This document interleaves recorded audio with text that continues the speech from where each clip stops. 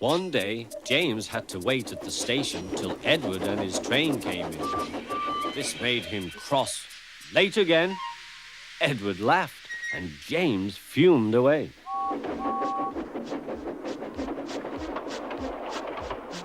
After James had finished his work, he went back to the yard and puffed onto the turntable.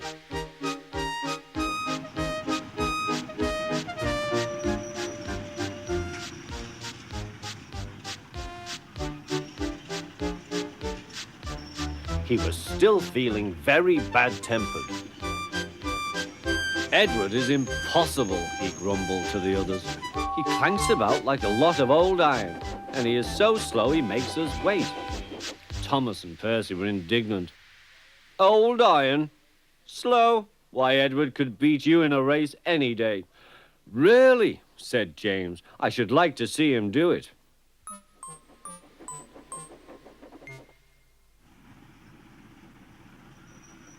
Next morning, James's driver was suddenly taken ill. He could hardly stand, so the fireman uncoupled James ready for shunting. James was impatient. Suddenly, the signalman shouted. There was James puffing away down the line. All traffic halted, he announced at last. Then he told the fireman what had happened. 2 boys were on James's footplate fiddling with the controls. Phew! They tumbled off and ran when James started. The signalman answered the telephone. Yes, he's here. Right. I'll tell him.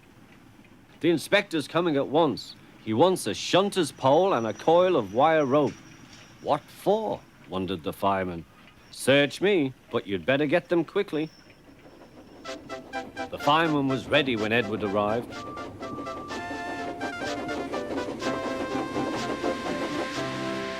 The inspector saw the pole and the rope. Good man, jump in. We'll catch him, puffed Edward. James was laughing.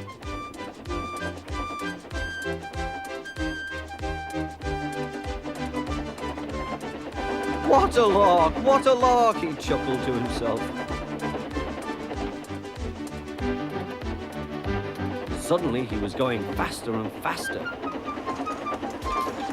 He realized that he had no driver. What shall I do? I can't stop. Help! Help! We're coming, called Edward.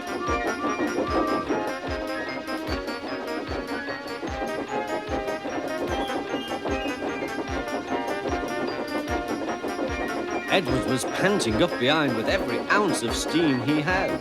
At last he caught up with James.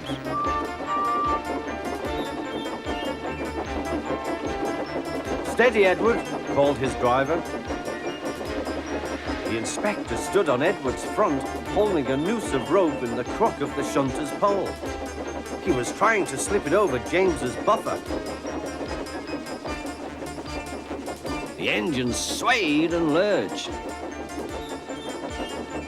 At last! Got him! He shouted. He pulled the noose tight. Gently braking, Edward's driver checked the engine's speed, and James's fireman scrambled across and took control. So the old iron caught you after all, chuckled Edward. I am sorry, whispered James. Thank you for saving me. You were splendid, Edward. That's all right, replied Edward.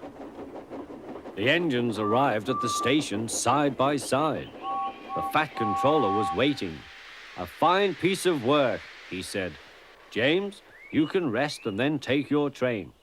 I'm proud of you, Edward. You shall go to the works and have your worn parts mended. Oh, thank you, sir, said Edward. It'll be lovely not to clank.